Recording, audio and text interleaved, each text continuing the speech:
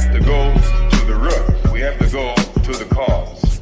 Dealing with the condition itself is not enough. Dear Mr. Massa, I'm just trying to mind my own business. What's the matter? It's just another day, another black king captured. I'm about to lose my brain, stuck inside this ghetto rapture. I got a lot of smoke. If you want it, you can have it. They want a hat trick, but this is black girl magic. Ain't talking about the kind that'll make you disappear, but I'm talking about the power of the melanin within. Ain't looking for trouble, but I'ma say this one time. I put two dukes up if you try to touch mine. We still want justice for Samir and Trayvon. You say you don't see color, but racism ain't blind. They targeting little kids whose skin look just like mine. So I'm paranoid, it's a war zone outside. And I'm a black queen, so if you ask me to step out of my car, you gon' have to snatch me. Cause I ain't going no damn well.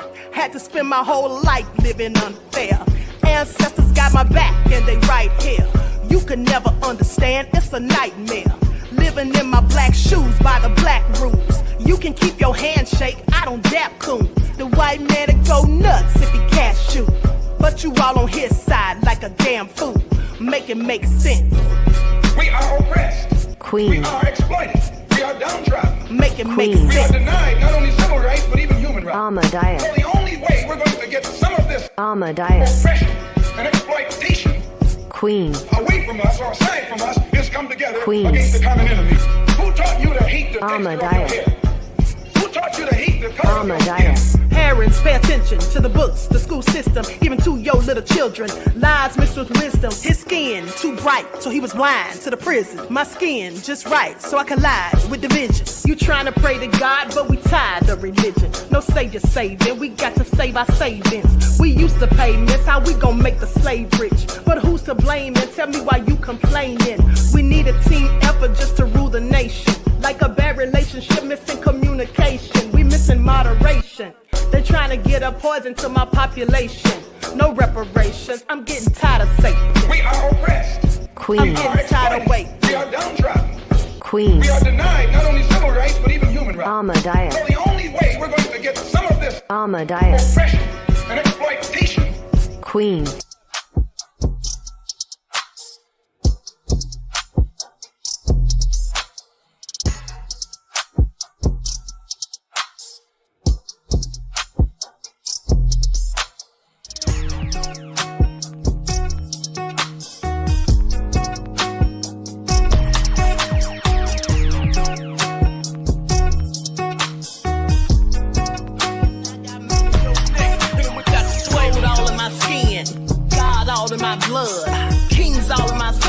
Touch one of mine and you're done. They show no love for the queen. Why you hating on me? Is it cause I'm free and I got Malcolm X in my jeans? I got dreams like King Luther, shed blood like Kunsa. You ain't helping my people, I ain't got nothing to say to ya. I want all the smoke like hookah. Talking reparations. America won't be great until they give us compensation. I'm like, I'm the hottest right now. See a bunch of lames out here trying to jock on my style. They be doing too much. I'm the queen, it's too easy. It's like they all in Popeyes, how they be talking so greasy. I just sit back and laugh while these haters get madder. So nefarious how they don't roll my pockets with cheddar. I tell them they can do better. These snakes in the grass can leave a bite on your ass, cause y'all be trusting too fast. I got my foot on the gas, other one on they necks. Dropping receipts on haters, you better show some respect. I'm never facing regrets, we only facing the threat. This is the sound of Eric Malcolm. It's a cut on the gas, other one on they necks. Dropping receipts on haters, you better show some respect. I'm never facing regrets, we only facing the threat. Running through every challenge like a relay, break no sweat. It's a cold game, so I got that blanket with me. Now that my people awaken, ain't no going to sleep. I do not play by my piece, this time I'm playing for keeps. You talking slick, but when I see you like them ends, we gon' meet. And I got gold all in my skin, God all in my blood, kings all in my circle. You touch one of mine and you're done. They show no love for the queen, why they hating on me? Is it cause I'm free and I got Malcolm X in my jeans, and I got gold all in my skin, God all in my blood, kings all in my circle. You touch one of mine and you're done. They show no love for the queen, why they hating know me? Is it cause I'm free and I got Malcolm X in my jeans and I got...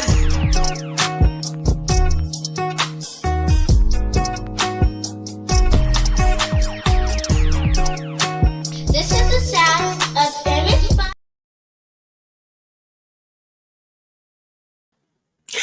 Hello, everyone. Thanks for tuning in once again to the original Queen Ahmadiyyah Shakur show. I'm your host, Queen Ahmadiyyah Shakur, and this is your morning wake-up call. So as you're coming in, please feel free to go ahead and subscribe to the channel.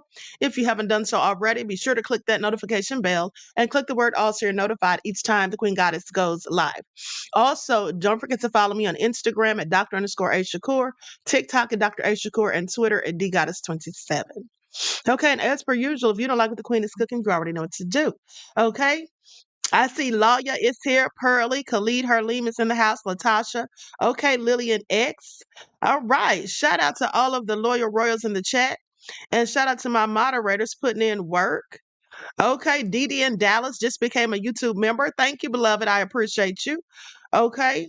We have Deronda in the house. Okay, so let's get into it because I'm doing lives back to back this morning.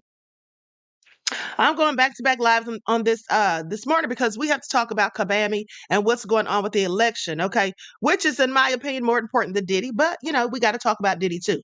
Okay, so Lucky777 is here, Pure Black. All right, shout out to everyone in the chat and everyone tuned into the Queen. Now, before we get started, let's have a word from my sponsors at 12 Tribes. Likes up, everyone, please take this time to like and share the broadcast. It is the least you can do, and in fact, it doesn't cost you anything. Do not buy 12 Tribes on Earth hair growth oil and hair magic elixir unless you want super healthy, gorgeous hair that grows. They have a whole line of amazing hair growth products, including hair growth leave-in conditioner spray, hair growth shampoo, hair growth spray, and hair growth butter. I'm starting to sense a theme here. They include quality natural ingredients. They smell amazing, and you can see the results for yourself. So if you're looking for healthy hair growth for your natural or relaxed hair, try 12 Tribes on Earth today.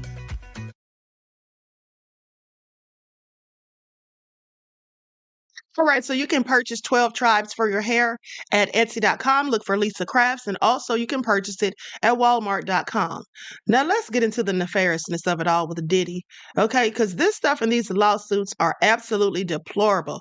Thank you, Donna Beloved, for your contribution to the channel. Peace, love, and blessings. Okay, this is all so crazy. Diddy said, can't tell me nothing now. I'm a member. Okay, so let's get into it.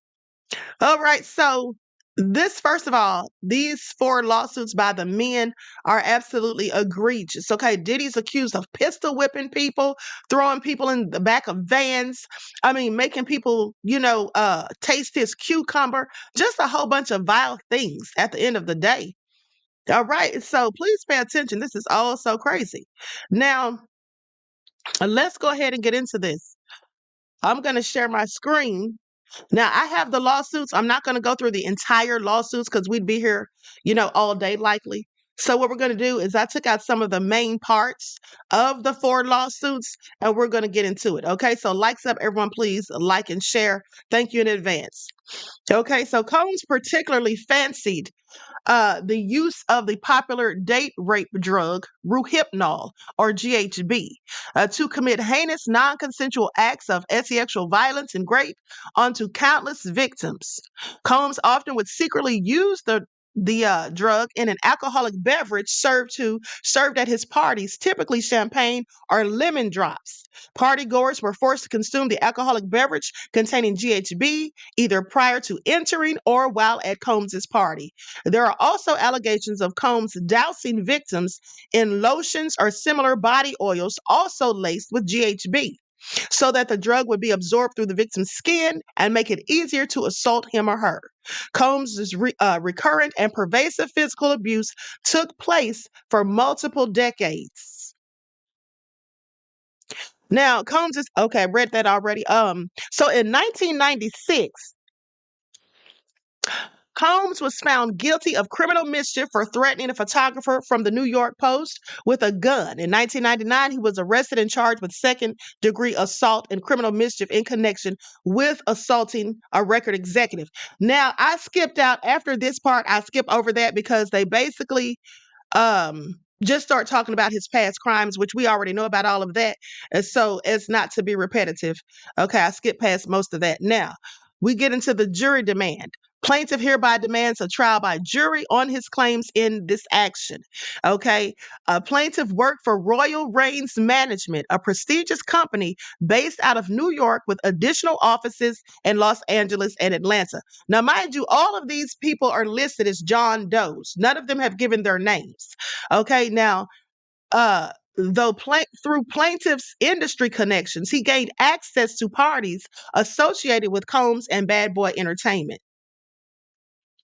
One party took place in or around October of 2021. Now, these connections and invitation ultimately led to life-altering and traumatic experiences for plaintiff. Combs's businesses picked plaintiff up from the airport and transported him to New York City, where the party was to take place. Upon arrival, plaintiff noticed several well-known artists in attendance. Plaintiff was immediately offered what he was told was ecstasy by associates of Combs's business, which plaintiff refused. Now, plaintiff limited himself to just one drink. Even though plaintiff only consumed one alcoholic drink, the effects of the drink were immediate and overwhelming. Now, this behavior towards plaintiff mimics a pattern of Combs's and his agents or employees drugging unsuspecting victims in order to make it easier for Combs to assault that person. Unfortunately, plaintiff was one such victim. A photograph of an exemplary container used by Combs and or his agents or employees to insert GHB into alcoholic drinks is seen below. And there it is right there. So that's apparently the vial that he was using to insert this into people. Hey y'all TV says, in the words of Diddy, love, love, love.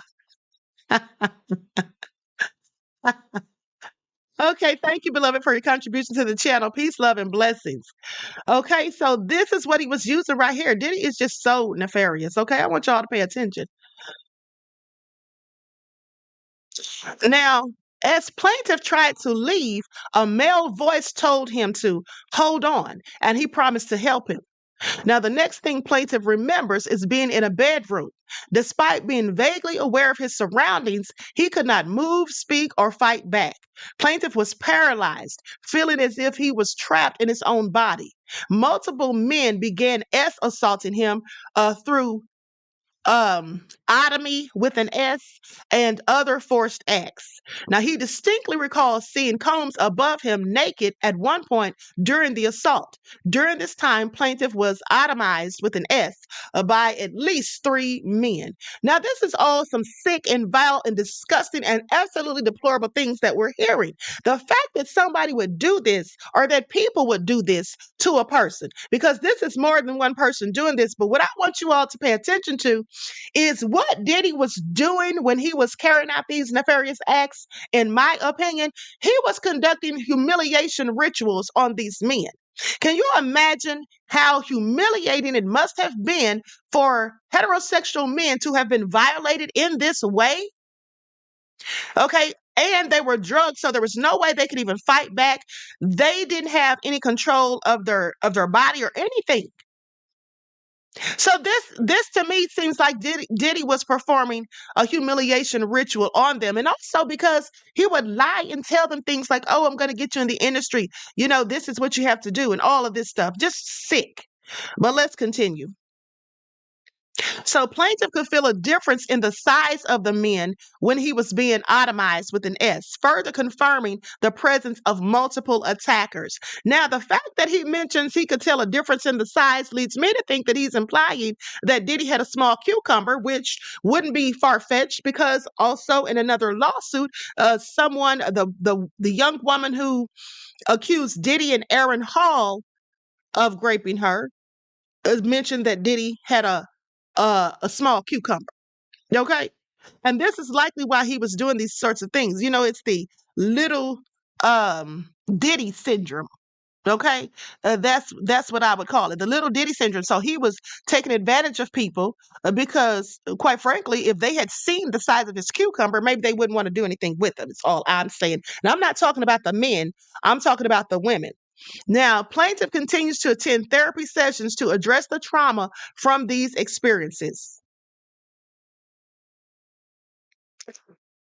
Okay, so awarding compensatory damages. This is what the person wants. They want compensatory damages for all physical injuries, emotional distress, psychological harm, anxiety, humiliation, physical and emotional pain and suffering, family and social disruption, and other harm in an amount to be determined at trial. Okay, likes up, everyone. Please get the likes up. Now, awarding punitive damages in an amount to be determined at trial, awarding attorney's fees and costs pursuant to any applicable statute or law, awarding pre and post judgment interest, okay, on all such damages. Pretty Wing said he had a micro peen. Clearly, that's what it's looking like. Please pay attention. Okay, now awarding compensatory damages for all physical injuries, emotional distress, psychological harm, anxiety, humiliation, physical and emotional pain, suffering. Okay, I'm gonna skip past that. Now let's go to the second suit. Okay, now in 2008, now this is another whole lawsuit, okay? This is the second one. Okay, so in 2008, plaintiff worked as an advisor for Echo Clothing and had been employed by the company for approximately 7 years. Now, Echo Clothing at the time was among the most popular clothing lines in the industry. Okay, in 2008, Combs's Sean John clothing line was also hitting peak popularity. Now, plaintiff had in fact met Combs several times in connection with Combs's development and marketing of the Sean John clothing line. Echo and Sean John were competing lines within the clothing industry, both having had a large amount of success within the hip hop community. Moreover, both lines had relationships with and were carried at the time by Macy's well-known department store. Now, in or around May 2008, plaintiff was in the stock room at Macy's flagship store at Herald Square in Manhattan when Combs and 3 of his bodyguards entered the stock room. Plaintiff came upon Combs and his bodyguards at a T junction in the stockroom where plaintiff had very little room to maneuver. Combs was flanked by 2 large bodyguards at the left and 1 large bodyguard to the right. Immediately, see, these bodyguards, they need to be held accountable too. All of the people that were complicit in this stuff and that were sitting there helping Diddy to do this stuff, whether they were locking somebody in a room or holding the person hostage until Diddy finished his business, they all need to be going down. Okay? Now, immediately after turning a corner in the stockroom, plaintiff was hit hard around the base of the neck, possibly with a pistol. The blow forced plaintiff to his hands and knees. Pistol whipped him. This is also egregious. Now, as plaintiff looked up, he saw that each of the bodyguards had guns in their waistbands. Plaintiff had multiple voices call out to, he heard multiple voices call out to him or call out things like, "I'll kill you." Now, Combs approached plaintiff while plaintiff was still on his hands and knees and said, "Suck my blank, Echo." Now, he called him Echo clearly because that's where the young man worked for, referring to the clothing line that the plaintiff worked for. Now, Combs thereafter forced his cucumber into the plaintiff's mouth and proceeded to forcefully and brutally orally grape plaintiff. Combs continued for at least 2 minutes until he finished, okay? While orally graping plaintiff, Combs grabbed plaintiff's hair and made derogatory comments like, "You like that, white boy?" This is all sick. Okay, this is all sick. Now, after he was finished, Combs threw plaintiff's head aside and said words to the effect of, "Shut up or I'll kill you." Combs and his bodyguards began to leave, taunting plaintiff as they did. Now, Combs, and I want you all to think about this. Now, he has grabbed a male by his hair, forcing him to do this to him. You all don't see how this is he was really trying to demean, degrade, and humiliate this person. That's what he was doing, dirty dog.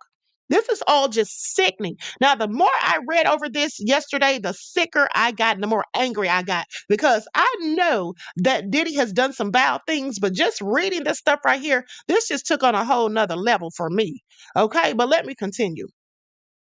So Combs proceeded to gather Sean John merchandise from the stockroom. He left the stockroom and headed out to the Macy's retail floor where he began passing out merchandise to an adoring crowd as if nothing happened.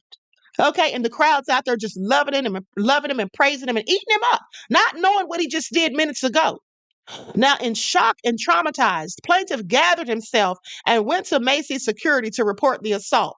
By this point, Combs and his bodyguards had left the store. Plaintiff was told that someone would speak with him, but no one ever did. Shortly thereafter, Macy's stopped letting plaintiff into its flagship Herald Square store. Approximately 3 weeks later, Terry Lundgren, the CEO of Macy's, pressured Echo executives to fire plaintiff because Macy's had just signed a multi-million-dollar deal with Sean John Clothing. See, this is all about money and greed. They didn't even care what happened to this young man. They didn't even send anyone to speak to him. And then, in fact, after all of this, to add insult to injury, they got him fired. All because they were making this money with Diddy. Multi-million dollars. And this is why Macy is included in the darn lawsuit, as they should be. As they should be. So anyway, it goes on to say that plaintiff is informed and believes that the report of the assault was destroyed or otherwise purged from Macy's records, and no action was ever taken as a result of the report. Plaintiff ultimately had to move out of New York. Plaintiff still lives in fear for his life as a result of the incident and the threats made against him on that day, including the fact that plaintiff was known to Combs by way of his work with rival clothing company Echo. Okay, now this is a third lawsuit. This is a totally different one. Okay, Sean Combs' infamous white parties were legendary. They were legendary events known for their exclusivity, extravagance, and strict dress code, where attendees were required to wear all white. Now, these high-profile parties, particularly those held at Combs' estate in the Hamptons, attracted A-list celebrities from across the entertainment, fashion, and business worlds. The events were lavishly decorated, featured live music performances, and boasted top-tier food and beverages. The atmosphere at the parties was one of opulence and luxury, often making headlines for their celebrity guest list, over-the-top entertainment, and the stunning aesthetics of the event. Many unsuspecting individuals were recruited to attend these parties. Likes up, everyone. Please don't forget to like and share.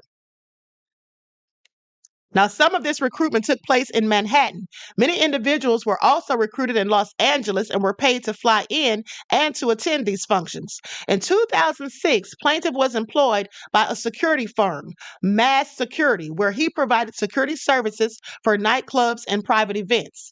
In August of that year, plaintiff accepted a last-minute job at Combs' East Hampton property, which he believed was hosting an exclusive white party for a large, affluent crowd. Plaintiff noted that the guests arrived in luxury vehicles and many appeared to be executives. Upon plaintiff's arrival, he was greeted by Combs, the event's host, who expressed interest in meeting all staff members. During their interaction, Combs offered plaintiff another job opportunity working security, which plaintiff ultimately declined due to his father's severe illness and the challenges of relocating. Combs appeared sympathetic to plaintiff's situation and understanding of his decision. And as the event progressed, Combs targeted plaintiff and provided him with 2 alcoholic drinks throughout the night. Now, after consuming the second drink, plaintiff began to feel extremely ill and leaned against his truck for support. Based on information and belief, Combs by himself or through his agents or employees previously laced the drinks with drugs, including but not limited to GHB and or ecstasy. This behavior towards plaintiff mimics a pattern of Combs and his agents or employees drugging unsuspecting victims in order to make it easier for Combs to assault them. Okay, to assault that person. Now, unfortunately, plaintiff was one such victim. A photograph of an exemplary container used by Combs and or his agents, employees to insert GHB into alcoholic beverages is seen below. And they also show the picture of the vial in this lawsuit as well. Now, Combs approached him again, inquiring about his well being and displaying what plaintiff initially interpreted as concern. However, he soon found himself being forcefully pushed into an open van by Combs, an act that left him in considerable pain. Now, I want you all to pay attention. So, when Diddy came up and asked this man, how are you? What's okay? Pretending that he's concerned about his well being, he was really trying to gauge whether or not, in fact, the drugs had started to take effect. Okay? Because this guy was security, so he was likely bigger than Diddy, a big, strong person, perhaps. And so he wanted to make sure that it was taking effect so he would know whether or not he was going to be able to overpower him. Once inside the van, plaintiff was held down by Combs, who overpowered him while he struggled to escape. But due to the effects of the drugs, he struggled to escape due to the effects of the drugs in his system. In a horrific turn of events, Combs assaulted plaintiff by inserting his cucumber into plaintiff's back door and atomizing him, all the while dismissing plaintiff's pleas for help by repeatedly saying, "You'll be all right." After the assault, Combs left plaintiff in the van and proceeded right back to the party. This is all crazy. Now, plaintiff struggled to leave the party due to the drugs he believed to be in his system from the alcoholic drinks Combs provided. As plaintiff was leaving the party, he experienced a disturbing sensation as a lubricant-like fluid leaked from him, which he believed to have been Diddy's bodily fluids. Okay.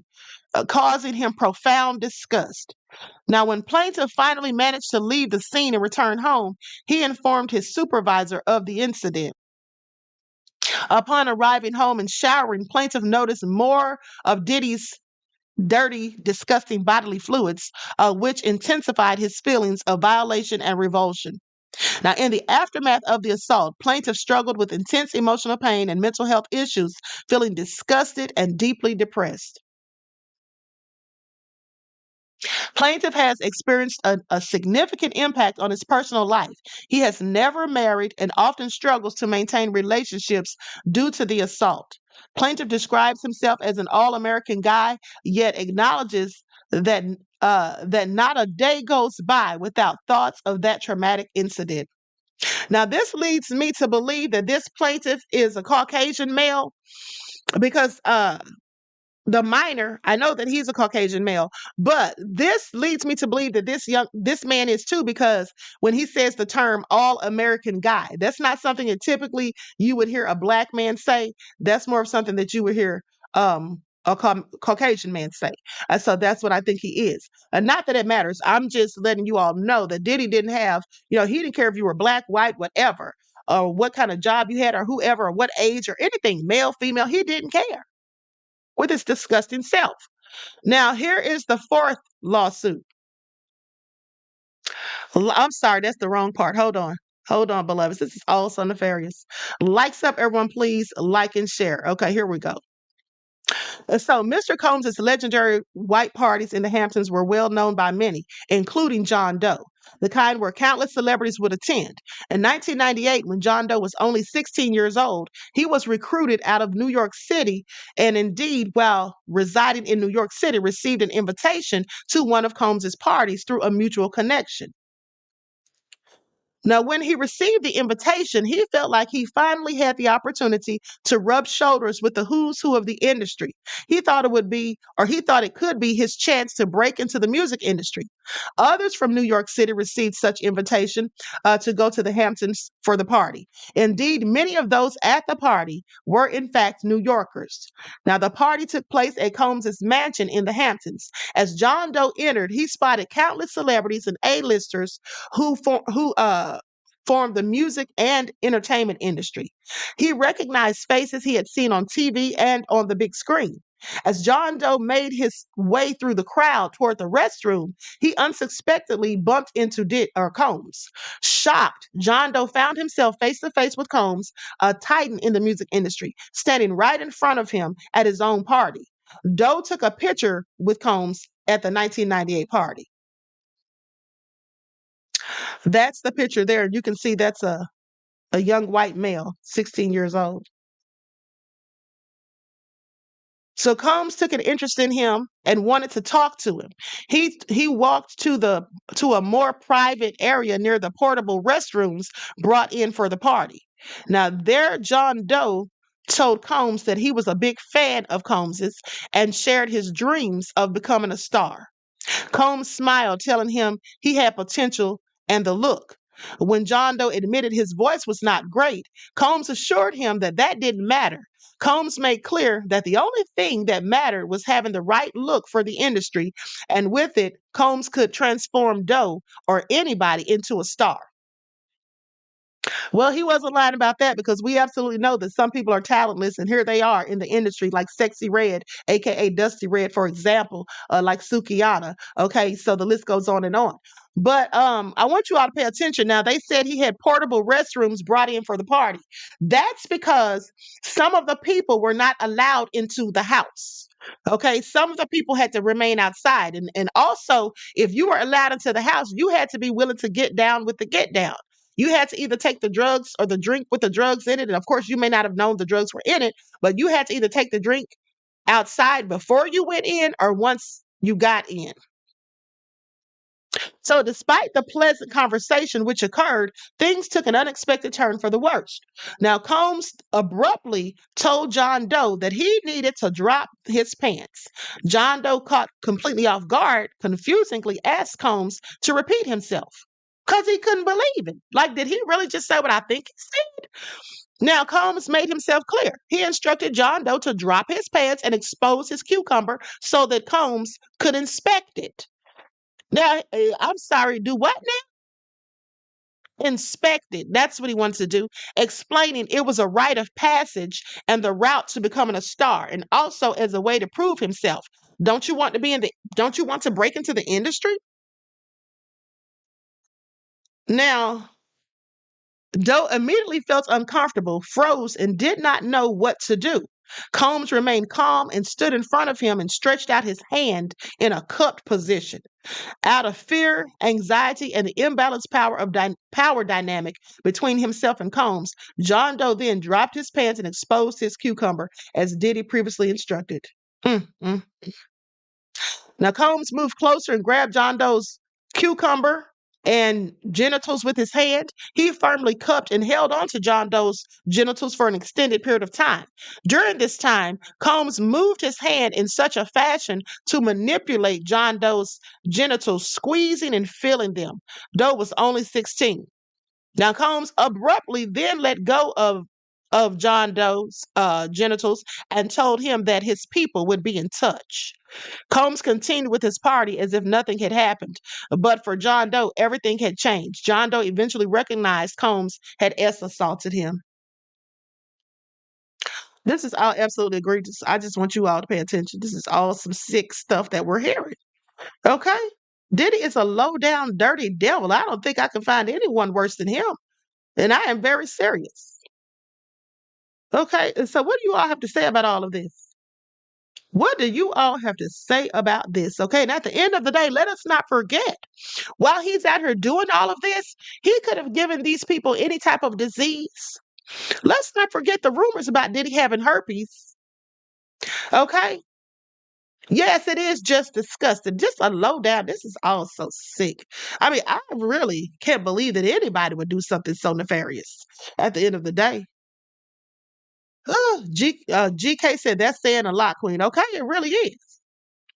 Eric said nasty demon. I mean, this is all disgusting.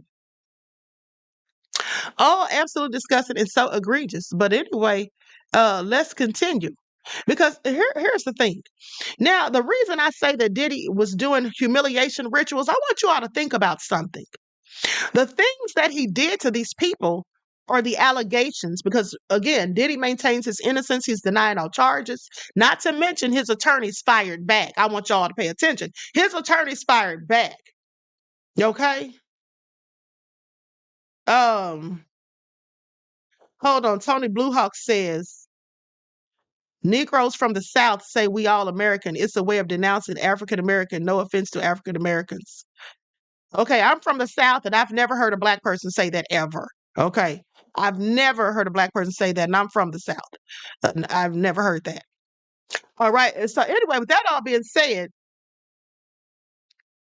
this is all real crazy. But here's the thing: the reason I say that Diddy was doing humiliation rituals, because let's talk about it. Allegedly, okay? Because like I said, he hasn't said he's done any of these things, and his attorneys fired back. Let me just pull that up because I'm gonna get to that next. But here's why I say it's humiliation rituals, because think back to when Diddy, when Thalia Graves said that Diddy did these things to her. And she said that she lost control of her bodily functions, but that didn't stop Diddy. He just kept going. And then after doing that, didn't he make her put the cucumber in her mouth, and she threw up? He's disgusting. And then he recorded this and showed it to her boyfriend and other people. Now, of course, that's humiliating. He wasn't necessarily trying to humiliate her. He was just doing something vile to her because that's the kind of person he is. But at the end of the day, he did all of that to humiliate her boyfriend who worked for him. Because why would you show that to somebody's man? And it's what kind of gumption, okay? What kind of audacity does it take for you to show that to someone's boyfriend? How do you know this man is going to go upside your head? Well, because Diddy feels like he had so much power, he felt like he was untouchable, and he probably knew that the man wasn't going to do anything.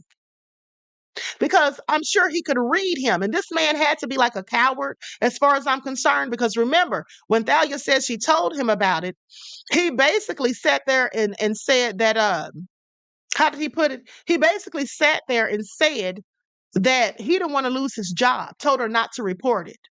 Okay? Told her not to report it. That's what he did. Okay, so this is all crazy. And then they come out and try to shame her, victim blame, and shame her, saying that she's lying and that she offered her ex-boyfriend money. But she, in fact, didn't offer him money. And I'm going to show you all those receipts today, I believe, because make it make sense. I have permission to use those receipts. So I'm going to show those in a moment. But let's talk about his attorneys firing back. Likes up, everyone, please like and share.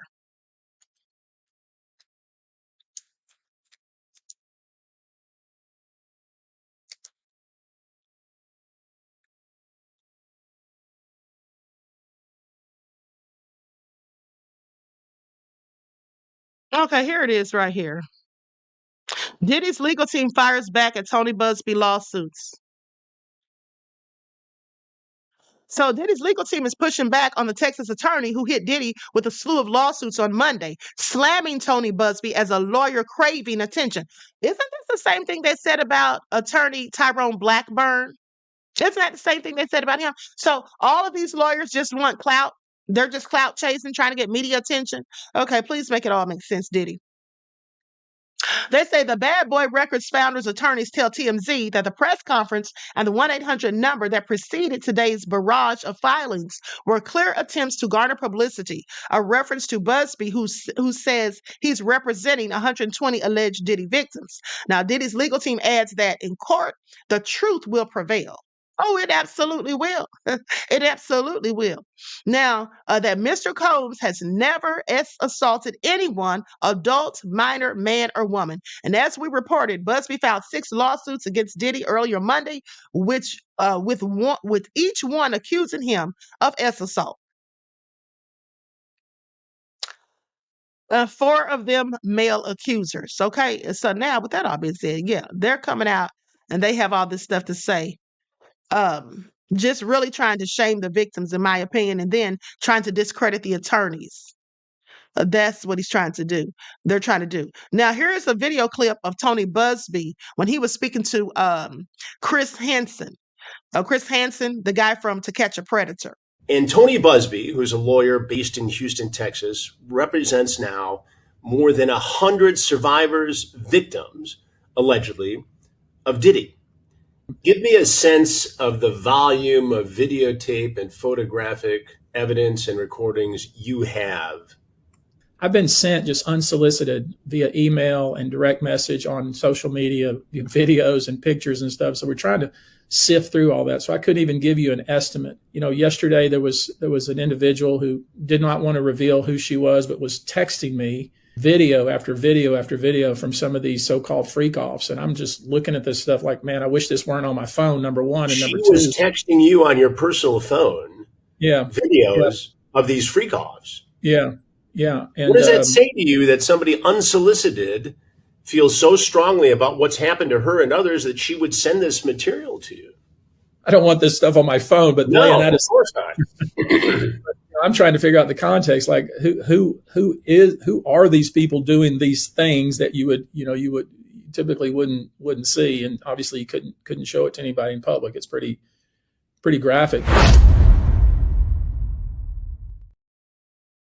Okay, so there you have it. At the end of the day, this is all nefarious, okay? He said somebody was sending him this stuff on his phone. They didn't want to say who they were. They're likely somebody famous who was at those parties, okay? Who just wants Diddy to go down. That could be the case. That could absolutely be the case. Now, with that all being said, I'm going to go to Make It Make Sense, and shout out to Make It Make Sense. Okay, he has real receipts. You all should be following him if you're not. Now, I'm going to show, because he did say that we could use his receipts, because the media is not reporting on this, and I find that very interesting that they're not trying to clear her name and say that there was receipts to verify that she, in fact, was not lying about Diddy. Now, here go the text messages right here. Hold on. Oh, you can't hear? Are you guys hearing this? The ex-boyfriend of this woman, Thalia, actually reached out to her and told her that there is a tape.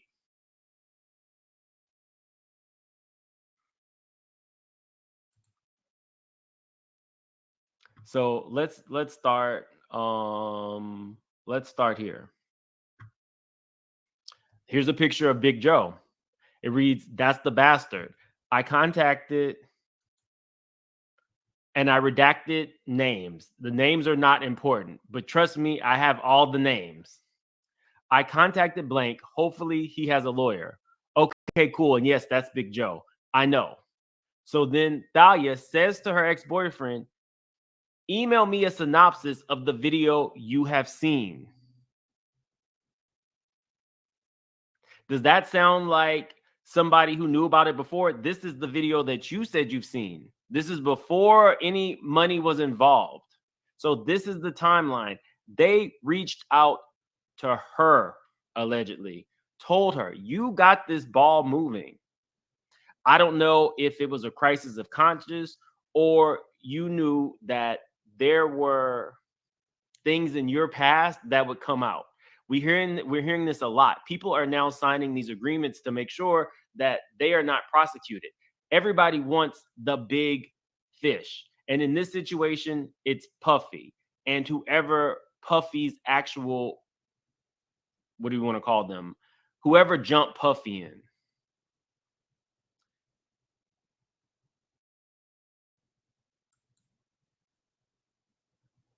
Do you have a good attorney there? He responds, not in contact with any. Now, let me just say that this is dated. This text exchange is dated November 27th of 2023. She says, you're going to have to be my backbone again and testify about the video that Joe was showing everyone in the office. That is. Now, this is Thalia Graves. This is Thalia. She's telling her ex-boyfriend, you're going to have to be my backbone and testify about the video. Okay, because he's the one that told her there was a video. So how is he now trying to say that she tried to bribe him with $3 million? Okay, even if she did offer him money to testify, it was likely because he didn't want to testify, because he said himself that he didn't want to get involved in it. But she wanted him to be able to corroborate the things that she said. That doesn't make her a liar.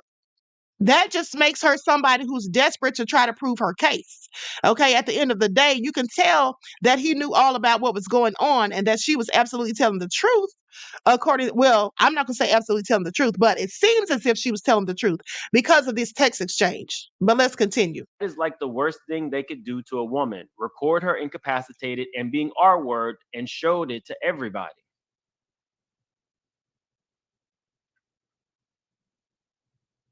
Okay. Are y'all following this?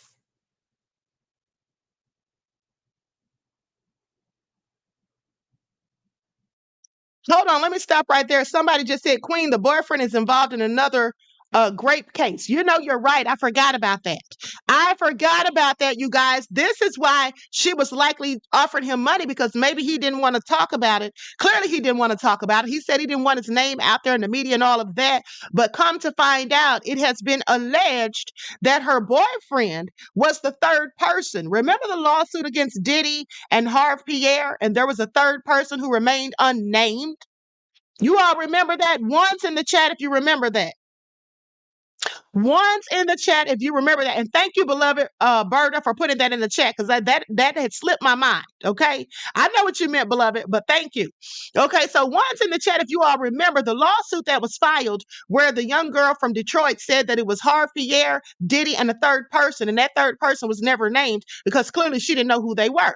Well, it has been alleged that that person was in fact Thalia Graves' boyfriend. Okay. And so I want you all to think about something.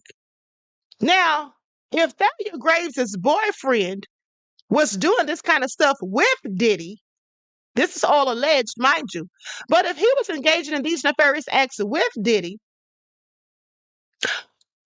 I wonder if he did this before or after Diddy did what he did to Thalia. I just have questions, because did Diddy get him to be involved in this so that he would have something on him, so that the guy couldn't snitch on Diddy? You understand what I'm saying? Now just think about this for a second. Hold on, let me see something real quick, because there's so many cases I can't keep up with the dates. Okay, hold on.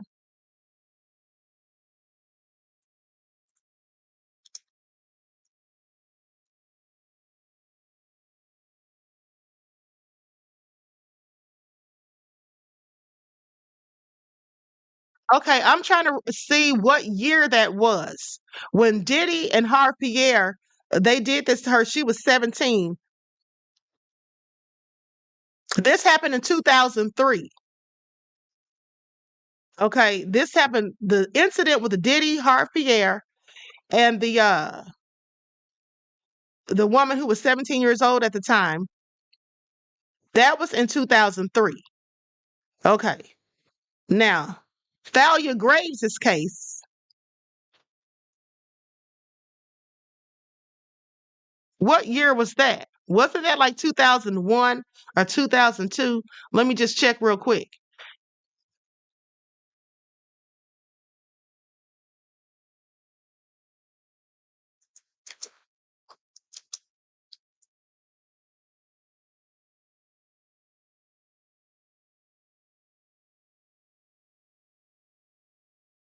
Lights up, everyone. Please like and share. Thank you in advance, beloveds.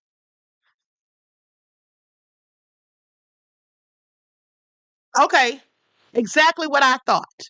Exactly what I thought. I want you all to pay attention. Now, I know I'm the first one to notice this. Okay, remember, you heard it here first. So, with that all being said, here's what's going on here, in my opinion. Now, Thalia Graves' grape by Diddy happened in 2001. So then in 2003, it has been alleged that her boyfriend participated in such an act with Diddy. So now I'm wondering, like I said, if Diddy got him to be involved so that they would, it's like he wouldn't be able to tell on Diddy because now you did something too. And that's exactly what's going on here. That's why he doesn't want to talk. That's what the plan was. Okay? That's what the plan was. Not that he had to do it, but clearly he's nefarious if he went along with it. But just pay attention, because this happened 2 years later. Are you following this? Absolutely not. My place here is not to in any way expose my sources. So I will not use a name. Sorry, Gina Lloyd. If you're new to the channel, then I get it. But if you're not new to the channel, you know that okay. Thalia is the person that we're talking about. Her boyfriend is the other party that we're talking about. Okay, you want me to use fake names? We'll say, let me see what name was used in the court documents. We'll just say the assailant. But anyway, right now we're at a space where she's asking him to be her backbone and testify for her.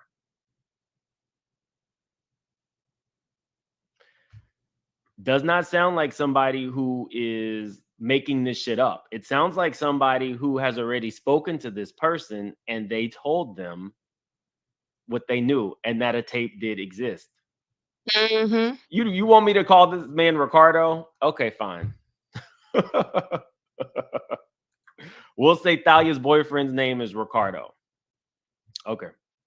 So moving on to the next message.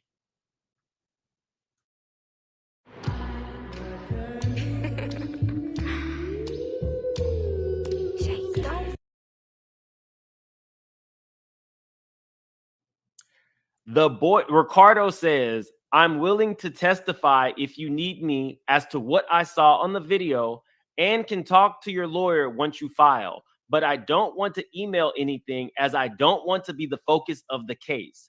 Really don't want that hitting the media with my name attached to it.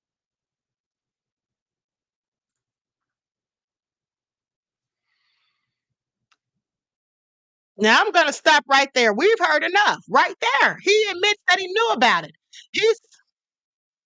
He said, I'm willing to testify, but he doesn't want it hitting the media with his name attached to it. Okay. And that's likely because he's involved in that other incident. Okay. This is all alleged. Now, Akwef Wahiyi says, what are they saying about the other 6 cases? Beloved, I already went over those cases. That was the one about Big Joe. Okay, that was the one about Big Joe. We already went over the other cases, beloved. Okay, we went over 4 of them with the 4 males. Okay, so now with that all being said, let's go to what Tony Busby had to say, because Tony Busby was on Pierce Morgan a few days ago, and so was Choke No Joke. And so I'm going to play a portion of that. Likes up, everyone, please like and share. I'm going to start at the 15-minute mark for Tony Busby. Maybe I'll go back a little bit further. Okay, I'll start at the 12:40 mark. Okay, so likes up, everyone. Please don't forget to like and share. Don't forget that right after this, we're going to talk about Kamala and how desperate the Democrats are. They got I almost said Bill Gates. They have Bill Clinton out here going to black churches. Please pay attention. They are clearly desperate. Okay, so I'm going to put an overlay on this because I do not have permission to use it.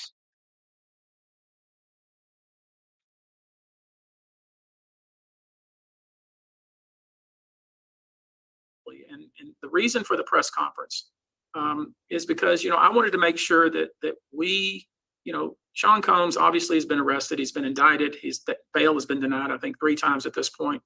I don't expect he's going anywhere. We want to make sure that every entity and every individual who had some role in this, that we examine that, and if the law supports it, that we bring them in and make them a part of this case as well. And just on that second point about the gender split here, there have been lots of rumors that it's not just women or girls who've been involved in being abused here, but also young boys and young men. Can you clarify how many of your own cases are male? I would say that number is 50-50. According to the client group, it looks like when you try to, if you were to graph it, the number of males increased dramatically after 2015. We've looked at this client group and vetted it in so many different ways, as you would expect, that you can see a trend that the number of males involved increased somewhere around the 2015 timeframe. I don't know why that is, but that's what the numbers show. And based on the volume of claims you're getting, does that mean that these widespread rumors about Diddy's sexuality are likely to be true? Yeah, I won't comment on that. I can only comment on the allegations that are being made, that will be made. listen to Paris being messy, talking about are the allegations about his sexuality. First of all, if he's doing these things and if these things are true, of course, it's obvious that he's bi. Okay, please pay attention. But I digress. In a public filing, and I'll let people draw their own conclusions, but I will say that 50% of the alleged victims are in fact male, and that includes the minors that were minors at the time of the allegations. I mean, it's truly shocking, some of these statistics you're giving. In relation to tapes or videos and stuff that you've been told about or has come into your possession, have you seen material, evidential material, which in your estimation as a lawyer could cross the... Okay, I'm going to fast forward to Choke No Joke.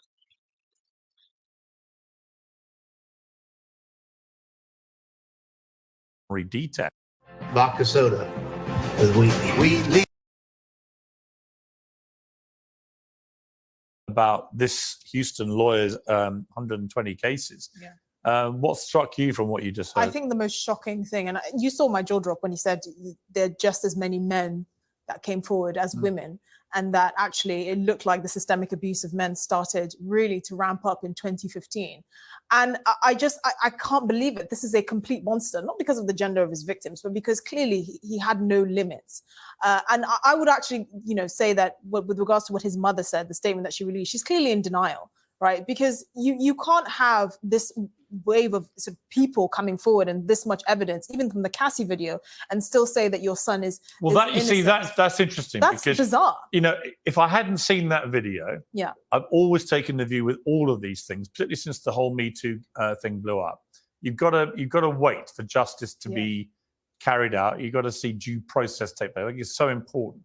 But when I saw that video, when I saw what Diddy was actually capable of, in plain sight in a hotel corridor with this girl that he was just beating up, that was so shocking that I thought wow, this guy, A, he's not the person I met several times, who was very charming and nice. He's somebody very different. And B, he's probably capable of pretty much anything. Well, we know what made it worse? The apology video afterwards, where he didn't mention Cassie's name once. No. He sat there and pontificated about how he sought It wasn't help, an apology, was it? It was more of a, I'm in the shit here, I need to get out of it. Well, yeah, right? and it was just horrendous. And I think his mother is quite clearly in denial. I think on some deep level, she knows that this is a product of a household that she, and I'm assuming his father, ran. I never really think that people who are predators on that level just do it because, somehow they get power and they can get away with it. You really have to have a mentality, a psychology that's imbued in you from a young age. He either grew up in an environment where respecting people, particularly women, was just not a thing, or he was entitled and raised with this idea that actually, if you amass enough power, you can get away with systemically abusing people. And I think we actually need to look at the households that produce a lot of these predators, a lot of these serial rapists and sexual assaulters, than just looking at them as individuals who've decided to go rogue. It's much more systemic than that. Now look how Choke No Joke is looking at her. First of all, what she just said doesn't ring true to me. Okay, because at the end of the day, if you're raised by good parents and you go out and do something like this, that doesn't mean your parents that it's their fault. Now, in Diddy's case, I think his mother was complicit. I absolutely think that she was in on it. But I'm just saying, in general, that's not necessarily true in my opinion. But let's continue. Let me bring in Choke No Joke. Now, you were part of Diddy's entourage at a commercial event a year ago, where he was welcomed like a king by fans and industry people. We've got some ulay of that. This is Diddy as we knew him before this scandal erupted. It was actually just before the video got leaked as well to CNN of him beating up his then girlfriend at the time. Are you as stunned as everybody else, Choke No Joke, about what's happened here to Diddy? First of all, let me say hello to you, Piers Morgan. I am surprised at a lot of the allegations, but I want to correct you. I wasn't a part of his entourage. I was there independently, documenting as I do. And I see. Yeah. I know him from the past. So yeah, I was there to document the revolt. But you have attended, unless I'm mistaken, you have attended these freak-off parties at the invitation of Diddy on occasion. And there was one party, you said, where Diddy tried to come on to you and looked at him like he was Beyonce in a bikini, you said. You were invited by Diddy personally, an industry after party. You said there were also women there who were known in industry to be gay and so on. I mean, just when you say you're not shocked All right, by let me some clear of this, that up because you like mashing a bunch of stuff in, together. All right, one, it wasn't a freak off party. Well, it may have been. I'm not sure because I didn't go inside. But it was and I wasn't invited by him. I was actually with Little Kim and Hillary Weston, who was Little Kim's manager at the time. And we had went to the BET Awards, and then we went to an after party. At the after party is when Diddy or Sean Combs invited Kim to meet us at the CEO, Steve Rifkin's house. When we went to Steve Rifkin's house, which would be that after party, I was at that house that's where Diddy came on to me at. And there was a lot of people there, but I was on the outside, the back porch of the house. I never went inside. Okay. So whatever went on inside, I didn't get to see. And when you say Diddy, but he did come on to me. Yeah, I mean, so tell me about that. I mean, what happened? As far as what? Him coming on to you. He just made a pass at me, and I denied it, all with looks, and that was it. How did you respond? And that wasn't it. You know, once I realized that he was hitting on me, and I looked at my environment and realized that most of the people there were gay or bisexual, then I caught on to where we were at, and I went and I grabbed Hillary Weston and I pulled her outside and I told her, hey, Diddy's over here hitting on me. Go get Little Kim. We are leaving. And that's Okay, so please pay attention because Choke No Joke said he had to read the room. And when he saw what kind of party it was, he was up out of there. Okay, please pay attention. I don't blame him. That's what we did. Because there have been a lot of rumors about Diddy's sexuality. And I think it's only relevant in the sense that the lawyer I just spoke to in Texas says that half of the victims that he's representing are male, which would suggest here that, and they're all connected in some way to Diddy, obviously claims at this stage, but that would certainly suggest that Diddy is at very least bisexual. I would believe that to be true. From him passing on to me, a straight man don't hit on a straight man. But can I say one thing in regards to your last guest? Yeah, that was saying that his mother's in denial. I don't think that's a fair statement for her to say, and I don't like the fact that she said he was raised in a household with a mother and father and blah blah blah. Because I'm a guy that grew up in the projects. My mother always made sure I did right. My father always made sure I did right. But when I got on outside of the door of the other threshold, the streets told me different. And I did a lot of things that my mother couldn't even fathom today that I did. So when she says that, you know, his mother's in denial or she may be part of the reason for his behavior, a lot of our behavior comes from being in the street and hold on. I think you misunderstood. And I don't think that was a fair Hold on. statement. I think you misunderstood what I was saying. First of all, of course, individuals are responsible for their own actions, but individuals are not dug up from the ground or hatched from eggs. They're raised in homes. They're raised with values and cultures. I'm not blaming his mother in any way, shape, or form, but any parent whose child is accused of these sorts of crimes will undoubtedly just reflect and think, is there anything that I could have done? That's all I was insinuating. And also, she is in denial because we've all seen that Cassie video. Someone who is capable of treating Cassie like that, dragging her around like a rag doll. I'm sorry, you shouldn't be shocked when allegations of this kind come forward, particularly with the stuff like 1,000 bottles of baby oil in his home. First of all, what is he doing with all of that? And secondly, those poor babies that have been deprived of their moisturizer, right? At some point, if you're looking at it objectively, you cannot be surprised after that Cassie video came out that he is also capable of doing the things that are being alleged against him. That's not to blame his mother. That is to say that if you're looking at this objectively, which of course she won't be able to because it's her son, you have to believe there's an element of denial there. That's not to say that people who grew up in disadvantaged situations here's the truth. will always turn out this way. The truth is we don't know, right? We don't know. I think it's perfectly possible, as Choke just said, that you can be one thing with your parents, Well, yeah. but if you then get out on the streets and you get led down various bad places, you can be something which maybe you're the one in denial to your parents. Let me say something right here, because this lady, she's trying to walk back what she said, but what she was implying is in fact exactly what Choke No Joke says she was implying. Okay, now in Diddy's case, I do believe, as I've said before, his mother was complicit. She was at some of those freak-offs, allegedly, according to the lawsuits. She was present when some of this stuff was going on. It has also been alleged that she told Diddy to cozy up to the older white men in the industry so he could get where he wanted to go.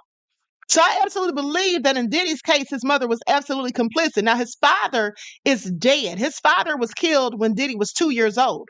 And then let's not forget his mother lied to him about how his father died, allegedly, okay, according to Diddy. So with that all being said, it sounds to me like she's trying to blame the families who raise people who become this way. And that's not always the case. Sometimes people are just bad by design or by their own doing. And like Choke No Joke said, they learn things from the street, not from the parents, okay? Because most parents, I would imagine, raise their kids the best they can and try to teach them morals and values and to do the right thing. If your child goes out here and just does the wrong thing, that's not necessarily your fault. Okay? Tonio Bluehawk said facts. I caught that, Queen. Thank you, beloved. Durana said facts, Queen. Thank you. Because at the end of the day, she's trying to pin it on, and really, let me just say this too.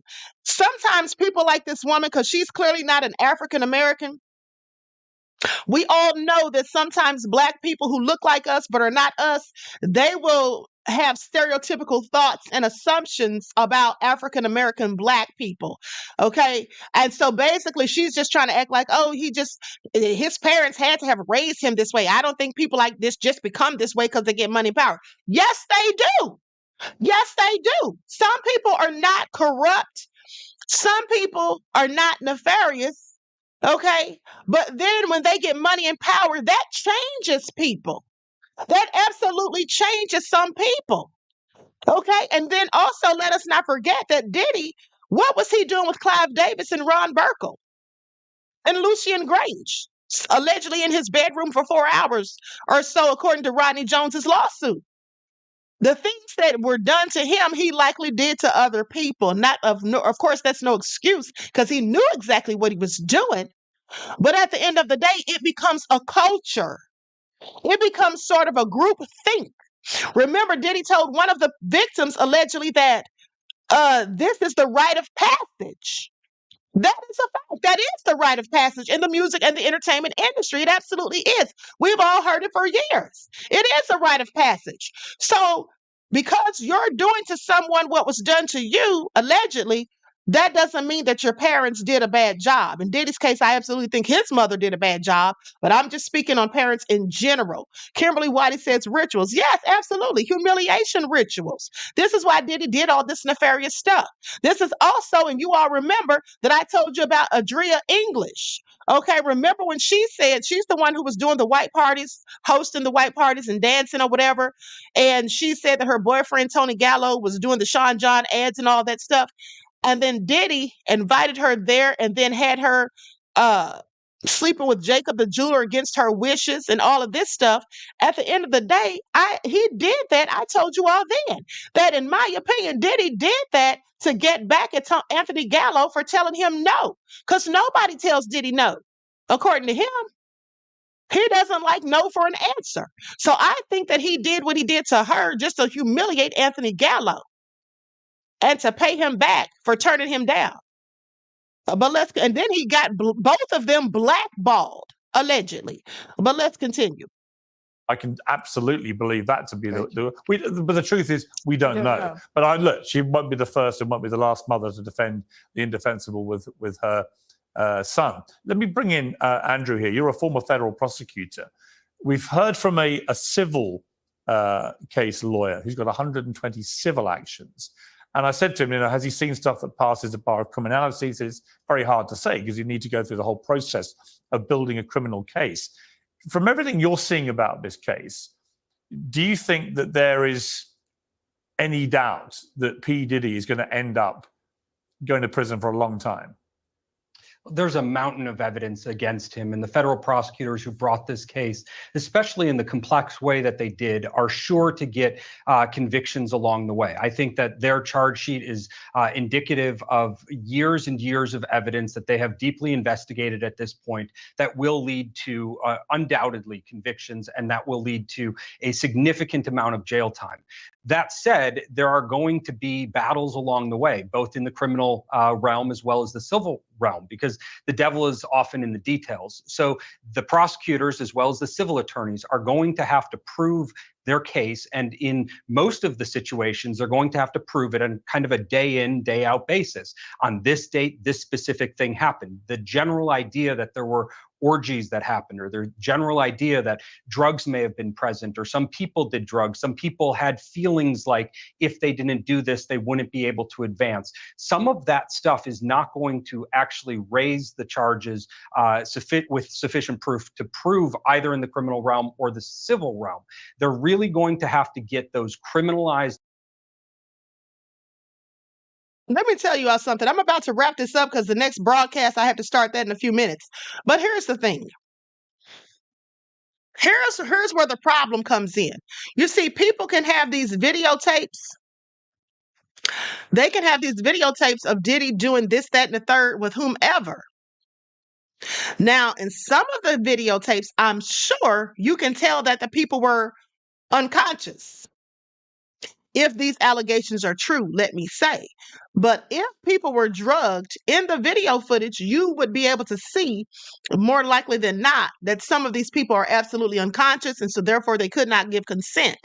In the case of Thalia Graves, if that video footage that they allegedly have of her is presented, she was bound, according to her.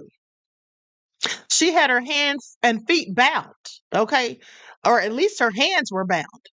So you can definitely tell, would be able to definitely tell that was not someone who was complicit or who gave consent. But the problem comes in, and here's where it is. Some of the problem's going to come in for the prosecution when you have people who have foggy memory. Because just like in the movie Blink Twice, some of these people's memories have been erased. They have foggy memory. They don't remember the whole thing because GHB, it's like you're in a fog, supposedly. Like you don't remember everything that happened. Okay, like you may remember some of it, but you don't remember the whole thing. And so with that all being said, how much do they actually remember? That's all going to come out during cross-examination. You can rest assured Diddy's defense team is going to come for that. Like, basically trying to figure out how much they know, how much they remember, and can pretty much tear some of them down on the witness stand. Okay, during cross-examination, if they don't have all of their facts straight, it can become a case of he said, she said. Because some of these people, they may look like they were complicit. Because think about Allie Carter. Allie Carter said in some of the videos she was laughing. She said when some of these things happened, she was laughing, partially because she was on the drugs, but also because she was trying to make people think that there was nothing wrong because she didn't want to get killed. She was in fear of her life. So she was acting like she's going along with it. So there may be more of that. Okay, so just pay attention because yes, they have footage, but what exactly does the footage show?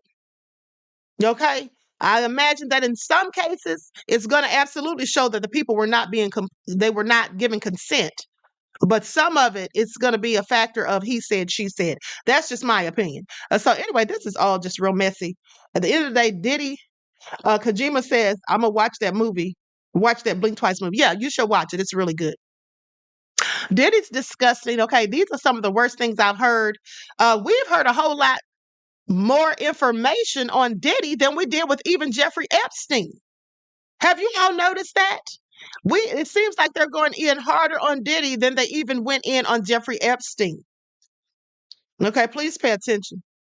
Now, is Diddy worse than him? I don't know. They're probably equally nefarious. But because of Diddy's skin tone, it's going to be a lot worse for him. Okay, it's going to be a lot worse for him. Rashid said distraction. That's why. Could be a distraction. But again, remember, the only people who get distracted are people with one-track minds. Okay? So Nita to Mike World says, exactly, Queen. Yeah, that's my opinion. So anyway, that's the information right there. You all just make your own, come to your own conclusions. That Crazy Beach area said Diddy will be remembered nefariously for centuries to come. Yeah, this is going to be the trial of the century. Okay? OJ's trial didn't have anything on him. This is definitely going to be the trial of the century. All right. And so with that all being said, everyone please like and share this video. Subscribe to the channel if you haven't done so already. Be sure to click that notification bell and click the word all so you're notified each time the Queen Goddess goes live. Okay. Just Anticipate says, Queen, the Run This Town video, or the Run This Town by Jay-Z, Rihanna, and Kanye was likely filmed in a tunnel. Allie is in the video. Right. I heard that yesterday, that she's in that video. She didn't even know she was in it. Okay. She didn't even know she was in it. And let's not forget what she said about all those darn tunnels. I told y'all there was tunnels under those homes in Star Island. I told you all that. Okay. Some people didn't believe it, but I have told you all, I showed you the blueprints. Okay. Queen, don't forget about Bird Woman. Who's Bird Woman? You talking about Kabami? Okay, so lights up, everyone. Please like and share. Epstein died too soon for giving up all the info. Yeah, of course. Same thing could happen to Diddy. Okay, so anyway, with that all been said, I'm going to conclude the broadcast. Everyone, please like and share. Thank you in advance. Hopefully, I will see you all right back for the next video, which starts immediately following this one on the same channel. Let me just drop the link real quick before we roll up out of here. Lights up, everyone. Please like and share. This is the link to the next live. Okay, because we got to go in about these Democrats and Harris. And it looks like they've already got the October surprise. Okay, I don't know if you all heard about it, but they have an October surprise, and it's all nefarious. Just Anticipate said Kabami is the Bird Woman. Okay, so anyway, with that all been said, I love you all to life. Each one teach one. That's how we grow and thrive. Do something productive, constructive, but never destructive. And always remember, beloveds, to keep the Most High first in your lives. Peace.